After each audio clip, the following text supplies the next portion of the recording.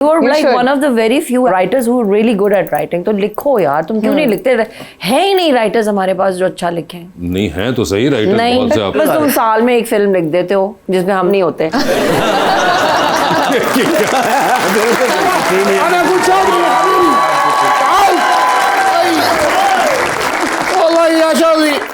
كم آخر يوم هذا نفر ما في كويس ਕਹਿੰਦਾ ਇਹਨੂੰ ਮੇਰਾ ਕੋਈ ਅਹਿਸਾਸ ਨਹੀਂ ਹੈਗਾ لا أحد يدرك هذا الورش ਮੈਂ ਸਰ ਜਦੋਂ ਵੀ ਇਹਨਾਂ ਨੂੰ ਵੇਖਿਆ ਨਾ ਮਸਤੀ ਰੌਲਾ ਬੈਡਰੂਮ ਦੇ ਵਿੱਚ ਹੁੰਦੇ ਨੇ ਮਿਊਜ਼ਿਕ ਉੱਚਾ ਲਾ ਲੈਂਦੇ ਨੇ ਇੰਨਾ ਰੌਲਾ ਪਾਉਂਦੇ ਨੇ لا كلم كم مرة يجب أن نخبره عن زراعي مكسورة ਕਹਿੰਦਾ ਜੀ ਮੈਂ ਆਵਾਜ਼ਾਂ ਦਿੰਦਾ ਰਿਹਾ ਕਿ ਮੇਰੀ ਬਾਂਹ ਟੁੱਟ ਗਈ ਤੇ ਆ ਨਹੀਂ ਰਿਹਾ ਮੈਨੂੰ ਪਤਾ ਸੀ ਮਸਤੀ ਮੁਸਤੀ ਕਿਤੇ ਡਾਂਸ ਡੂਸ ਕਰਦੇ ਰਹੇ ਨੇ ਤੇ ਮਾਰੀ ਨੇ ਛਾਲ ਤੇ ਬਾਹਰ ਨੇ ਥੱਲੇ ਤੇ ਸਾਰਾ ਕੋਈ ਬੈੱਡ ਵੀ ਟੁੱਟ ਗਿਆ ਸਰ ਫਰਸ਼ ਵੀ ਟੁੱਟ ਗਿਆ ਤੇ ਬਾਂਹ ਵੀ ਟੁੱਟ ਗਈ जी सर मैंने बॉल की है वो नहीं वो जो बोल रहे हैं वो इन पे डाल के इनको उठाया है तो खाली उन्होंने डंडे उठाए हैं वो कपड़े समेत नीचे ही पड़े थे कितने बंदे बुलाए होंगे उठा के नाला एम्बुलेंस में डाला सारा हॉस्पिटल लेके गए हैं उधर जिस वार्ड के अंदर उन्होंने कहा इधर रखें टेस्ट होंगे सर वो जो एक्सरे वाली मशीन नहीं एक ही पाँव रखा है अच्छा किरची किरची फिर प्राइवेट रूम लिया सर सबसे महंगा बेड वो लिया सर वो रिमोट वाला अब प्लस्तर हुआ है ठीक है उस पे ऐसे लिटाया है ठीक है पता नहीं कौन सा बटन दबाया है सर अच्छा वो बेड ही यूं हो गया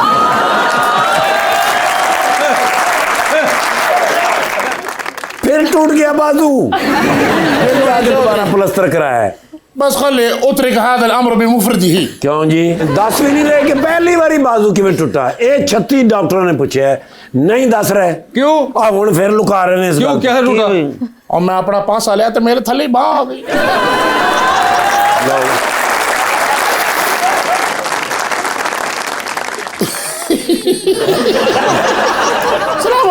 वालेकुम सलाम वालेकुम कैफ हाल मैं भी ठीक हूँ अल्हम्दुलिल्लाह। सुने ये देना पैसों का भरा हुआ ये ब्रीफकेस पेंटिंग नहीं बाजी ये चौथी शेफ दा सामान है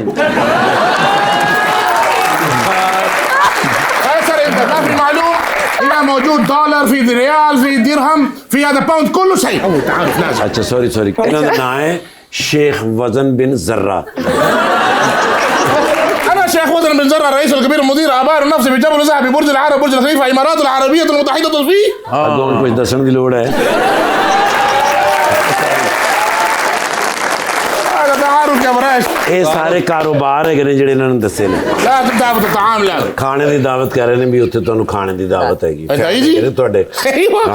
सवा हाँ जी आप भी आएंगे वो वैसे आपको या Sheikh if you want to buy paintings she can make paintings for your all these places الله هذا حقي hobby ده मालूम करोड़ों रुपए की पेंटिंग्स लगी हुई हैं कम फलूस कितने पैसे दी कहते सब तो महंगी जड़ी है आपने बनवाना क्या ग्रेप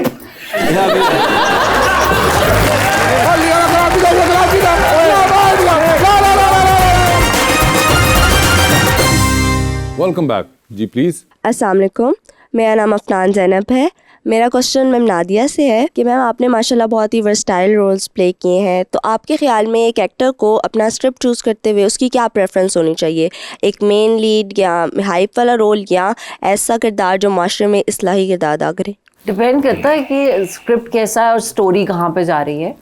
सो मैं कोशिश करती हूँ कि जितने भी स्क्रिप्ट्स आते हैं कि उनमें से जो एक बेहतर हो जिसमें एटलीस्ट जो अच्छा लिखा हुआ कैरेक्टर हो लाइंस वगैरह अच्छी हों उसकी। अभी जो मैं कर रही हूँ मेरा नहीं ख्याल कि उससे कोई इस्लाह आएगी शायद पसंद में जो मैं कर रही हूँ काफ़ी नेगेटिव सा ईवल सा कैरेक्टर है रूबी का। बट ऑल्सो इसी किस्म के लोग हमारे माशरे का हिस्सा भी होते हैं। सो उनको देख के कि हाँ हमें ऐसा नहीं होना चाहिए कि हमें ऐसा नहीं करना चाहिए कि हाँ ये बहुत बुरे हैं लेकिन फिर आप भूल जाते हो थोड़ी देर के बाद। So I think it's mostly entertainment. वैसे मगर मैं आपसे पूछना चाहूंगा कि आप बहुत रेगुलरली माशाल्लाह करती हैं टीवी के हम ये बहुत अब सुनना शुरू हो गए और पढ़ना शुरू हो गए बिकॉज ऑफ सोशल मीडिया के जी बड़ा वो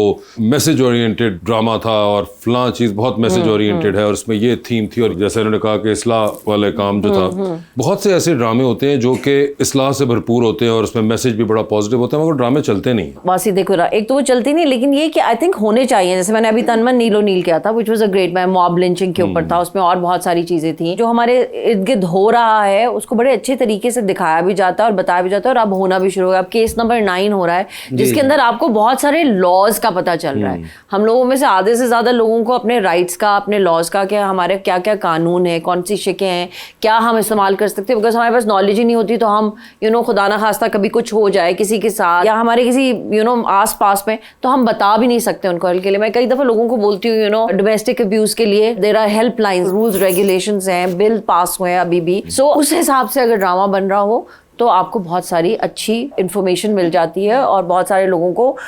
हिम्मत भी मिल जाती है देख के कि हम लोग ये कर सकते हैं। नहीं लगता कि ड्रामा हो या फिल्म हो वो सबसे पहले एंटरटेनिंग तो हो, एंटरटेनिंग तो, और उसके बाद उसके अंदर मैसेज हो रहा देन कि मुझे लगता है अब बहुत ज़्यादा काम ना सिर्फ मैसेज की बेस पे होना शुरू हो गया है, और फिर वही एंगल आप सोशल मीडिया पे हाईलाइटेड भी देखते हैं जो कि खुद करवाते हैं, ब्लॉगर्स भी उसी को पसंद करते हैं, जो रिव्यूअर्स हैं आपके वो भी उसी चीज़ के बारे में बात करते हैं कि ड्रामे का खुद कुछ नहीं चल रहा होता। नहीं ये तो बिल्कुल आई एग्री विद दिस। मतलब मैं आपको केस इन पॉइंट एग्जांपल देता हूँ कि अगर आपने मैसेज ओरिएंटेड करना है, पुराने मैं पीटीवी के ज़माने की नहीं करूँगा, मगर अभी अगर आपने मैसेज को सक्सेसफुली इंटरप्रेट करना है तो फिर खुदा के लिए बनाइए, या फिर आप बोल जो फिल्म थी उसकी तरह मैसेज दे के एंटरटेनिंग करके दिखाएं कि इतनी इंगेजिंग। तो वो सिर्फ मुझे लगता है अब एक for the sake of activism हो गया कि हम ये मैसेज बस on the face of it डाल देंगे और इसके बारे में बहुत सोशल मीडिया पे बात होगी, जबकि वो ड्रामा या फिल्म खुद एंटरटेनिंग नहीं होती और जिसका बहुत ऑब्वियस रिजल्ट उसकी रेटिंग्स या उसका बॉक्स ऑफिस होता है। I agree with you to certain extent, सारा मैं एग्री नहीं करूंगी, बट आई थिंक जहाँ पे अगर हमारे 50 ड्रामे बन रहे हैं जो कि बहुत एंटरटेनिंग है, जिसमें मैं कहूंगी कि जैसे शेर है, अब वो एक ड्रामा था जो कि हर एक ने देखा क्योंकि उसमें हर किस्म का मसाला था, ब्यूटीफुल हीरो, ब्यूटीफुल हीरोइन, बाकी एक्टर्स भी जबरदस्त डाले हुए थे, ग्रैंड था, खुल के पैसा लगा हुआ था, प्रोडक्शन ग्रैंड, बड़े घर,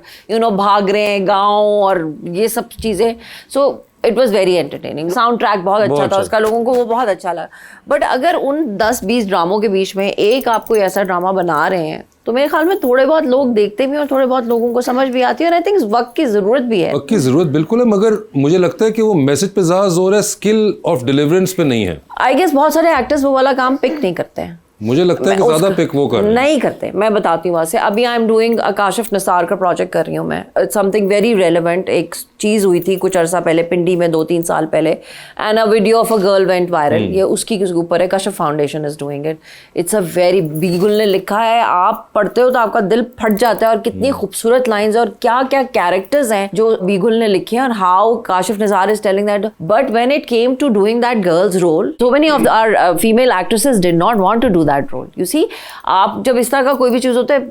हीरो नहीं करना चाहते, बड़े नाम अगर आप लेंगे जिससे एंटरटेनिंग बनेगा, चूज भी तो करते हैं ना कि हम कौन से प्रोडक्शन हाउस का कैसा प्रोजेक्ट है और क्या हम ये वाली लड़की का कैरेक्टर करना चाहेंगे जिसकी वीडियो वायरल हुई थी, जिसका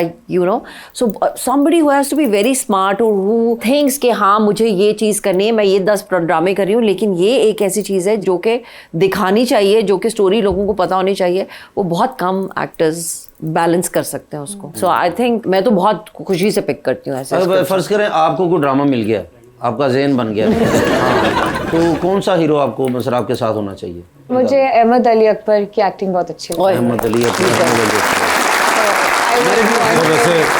शुक्र है कि उन्होंने जल्दी किया, उन्होंने जब स्टार्ट लिया ना अहमद अली, मैंने कहा बट कहने लगी है और मैंने शो खत्म कर देना ही है। और मैं भी तेरे साथ ही बाहर चली जाती